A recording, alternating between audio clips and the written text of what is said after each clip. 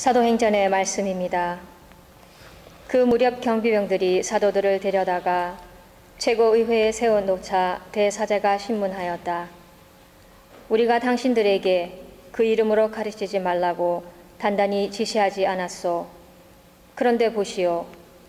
당신들은 온 예루살렘에 당신들의 가르침을 퍼뜨리면서 그 사람의 피에 대한 책임을 우리에게 씌우려 하고 있소. 그러자 베드로와 사도들이 대답하였다. 사람에게 순종하는 것보다 하느님께 순종하는 것이 더욱 마땅합니다.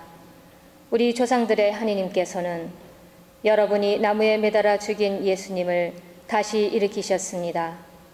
그리고 하느님께서는 그분을 영도자와 구원자로 삼아 당신의 오른쪽에 들어 올리시어 이스라엘이 회개하고 죄를 용서받게 하셨습니다. 우리는 이 일의 증인입니다. 하느님께서 당신께 순종하는 이들에게 주신 성령도 증인이십니다. 그들은 이 말을 듣고 격분하여 사도들을 죽이려고 하였다. 주님의 말씀입니다.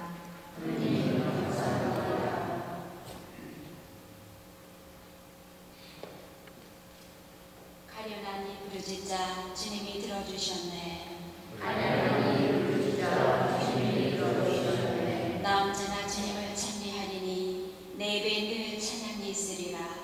주님이 얼마나 좋으신지 너희는 맛보고 깨달아라. 행복하여라 그분께 몸을 숨기는 사람. 주님의 얼굴은 악행을 일삼는 자들에게 맞서 그들의 기업을 세상에서 지우려 하시네.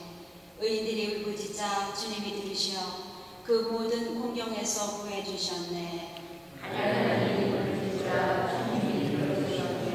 주님은 마음이 부서진 이를 가까이 하시고 영원히 짓밟힌 이를 구원해 주신다. 의인이 몹시 불행할지라도 주님은 그 모든 불행에서 구해 주시리라. 알렐루야. 주님이 말씀하신다. 토마스야, 너는 나를 보고서야 믿느냐? 보지 않고 믿는 사람은 행복하다. 할렐루야.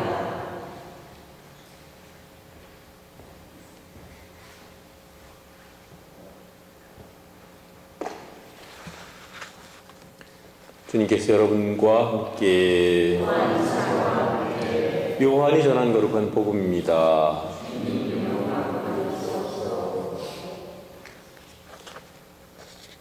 위에서 오시는 분은 모든 것 위에 계신다. 땅에서 난 사람은 땅에 속하고 땅에 속한 것을 말하는데 하늘에서 오시는 분은 모든 것 위에 계신다. 그분께서는 친히 보고 들으신 것을 증언하신다. 그러나 아무도 그분의 증언을 받아들이지 않는다. 그분의 증언을 받아들이는 사람은 하느님께서 참되심을 확증한 것이다. 하느님께서 보내신 분께서는 하느님의 말씀을 하신다. 하느님께서 한량없이 성령을 주시기 때문이다. 아버지께서는 아드님을 사랑하시고 모든 것을 그분 손에 내주셨다. 아드님을 믿는 이는 영원한 생명을 얻는다. 그러나 아드님께 순종하지 않는 자는 생명을 보지 못할 뿐만 아니라 하느님의 진노가 그 사람 위에 머무르게 된다.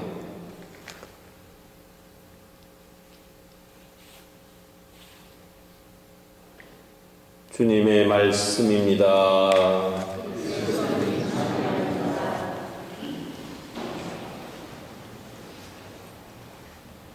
여러분들이 마음이 평화롭고 싶으면 어떻게 하면 됩니까? 수면제 먹고 자면 돼요?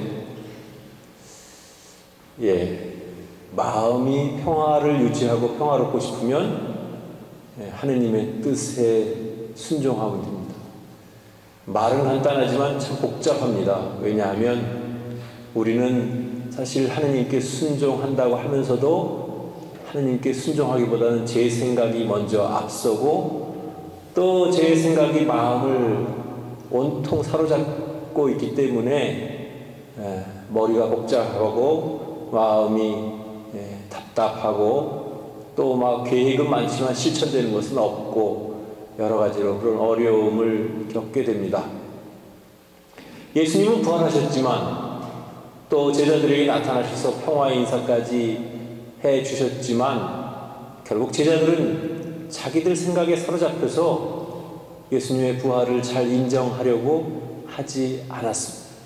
그랬던 그들이 성령 강림을 체험함으로써 예수님의 부활을 확신하게 됩니다.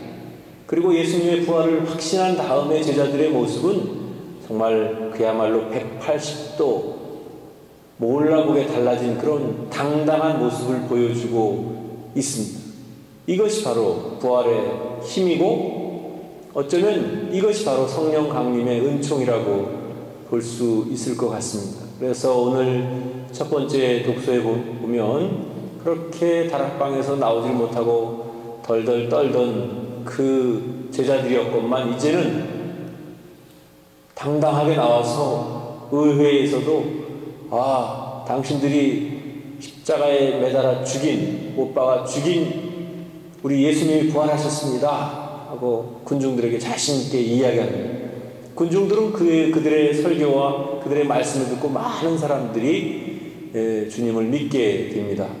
그에 대해서 이제 의회의 사람들이 그 제자들을 붙잡아다가 이제 겁을 줍니다. 더 이상 예수님의 이름으로 설교하지 말아라 이렇게 이야기합니다. 그러자 그 이야기를 다 듣고 난 제자들이 그렇게 이야기합니다. 사람에게 순종하는 것보다 하느님께 순종하는 것이 더 마땅합니다. 이렇게 아마 이 말씀 자체도 자신들의 깨우침으로 한 말이 아니고 성령께서 이끌어 주셔서 한 말이라고 생각하고 그 말이 얼마나 명언인가. 사람에게 순종하는 것보다 하느님께 순종하는 것이 더 마땅하다. 그 말이 우리 신앙인들이 본받아야 될 그런 아주 중요한 깨우침을 주는 말씀이라고 생각을 합니다. 사실 우리 자신들도 하느님을 믿는다고 하고 하느님의 뜻을 따른다고 하지만 그러나 곰곰이 생각해 보면 사실 자기 생각이 더 많고 또 자기 계획이 더 많고 그러다 보니까 늘 어떤 마음의 평화가 깨지고 그런 경우가 많습니다. 물론 이렇게 말하고 있는 저 자신도 온전히 하느님의 뜻에 순종하고 또 하느님의 뜻을 100% 다 따른다고 할 수는 없지요. 그렇지만 분명한 것은 저는 가능하면 제가 어떤 제 앞길에 대해서 스스로 계획하고 그것을 계획대로 추진하려고 막 그렇게 하지를 않습니다. 오히려 모든 것을 열어놓은 채로 주님께 맡기면 오히려 내가 계획하고 생각했던 것보다 훨씬 더 좋은 그런 결과를 가져다 주신다는 것을 저는 확신합니다. 그래서 저는 제 앞길에 대해서 적어도 여러분들보다는 별로 이렇게 크게 근심하거나 걱정하지 않습니다. 왜냐하면 그만큼 하느님께 모든 것을 맡겼기 때문에 또 그분의 뜻에 순명하려고 마음먹었기 때문에 그만큼 자유로울 수 있고 그만큼 마음이 편안할 수가 있는 것입니다. 물론 이러다가도 때때로 한두 번 근심 걱정이 생길 때도 있지만 그렇지만 중요한 것은 정말 그렇게 맡기고 났을 때의 그 자유로움, 그 편안함 그것은 내가 끌탕을 하고 내가 자꾸만 뭔가를 해보려고 하고 내 계획대로 안 되는 것에 대해서 내가 큰 불만을 가지고 있고 그래서 한시도 내 마음이 편할 날이 없는 그거보다 훨씬 더 자유로운 거예요.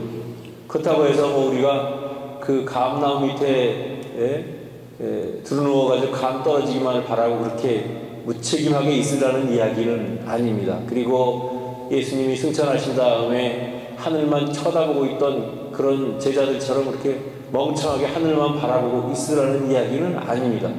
다만 우리가 해야 될 바는 있지만 그 해야 될 바조차도 해야 되는 것조차도 내가 뭘 계획해가지고 내가 요것만 하면 되지 하고 자기 나름대로 계획을 세우기보다는 그렇게 노력을 하면서도 그 모든 것 자체도 하느님께 맡겨드리는 겁니다. 그래서 사람에게 순종하는 것보다 하느님께 순종하는 것이 더 마땅하다 하는 그 이야기를 여러분들은 생생하게 여러분들의 신앙으로 살아가고 또 여러분들의 신앙으로 증명하면 분명 큰 평화와 기쁨을 누릴 수 있을 거라고 생각을 합니다. 제자들도 마찬가지입니다. 온갖 위험을 당하고 또 죽을 고비를 넘기지만 그런 모든 것에 대해서 개의치 않습니다. 오늘도 첫 번째 독서 마지막 부분에 이런 이야기를 합니다. 그래서 그 회당에서 담담하게 이야기하는 그 사람들을 보면서 이 말을 듣고 격분하여 사도들을 죽이려고 하였다. 죽이려고. 죽음도 두려워하지 않는다는 것입니다. 그래서 사실 하느님께 온전히 믿음을 두고 그 믿음이 정말 진정한 믿음이라면 죽음조차도 두려워할 필요가 없다는 겁니다. 왜냐하면 죽음이 나의 모든 것이 끝나는 것이 아니기 때문에 그렇습니다. 그래서 모든 것을 하나님께 맡기고 나면 그 마음이 얼마나 편한지 또 평화롭게 살 수 있는지 모릅니다. 그래서 내가 평화롭지 못한 까닭은 내가 하나님께 순종하기보다는 사람의 일로 더군다나 내 생각에 너무 집착하고 내 고집에 사로잡히고 내 욕심에 사로잡히기 때문에 평화롭지 못한 것이 다 맡기고 나면 얼마나 평화롭고 얼마나 편안한지 모릅니다. 그래서 여러분들도 마찬가지로 제자들이 그렇게 자신있고 당당하고 죽음도 무서워하지 않을 수 있었던 것은 비로소 성령께 모든 것을 맡기고 또 부활하신 예수님을 부활의 그 능력을 그대로 믿기 때문에 그런 일들이 가능했다는 것을 여러분들이 확신했으면 좋겠습니다. 그래서 내가 아직도 많이 흔들리고 내가 아직도 여러 가지 내 안에 회의가 일어나고 내가 아직도 갈등에 휩싸이고 있으면 아직도 나는 하느님을 믿는다고 하면서 설 믿고 있구나 혹은 잘못 믿고 있구나 이렇게 생각하면 틀림이 없을 겁니다. 그래서 모든 것을 하느님께 맡기고 하느님께 순종하는 우리 자신들이 되기를 진심으로 바랍니다.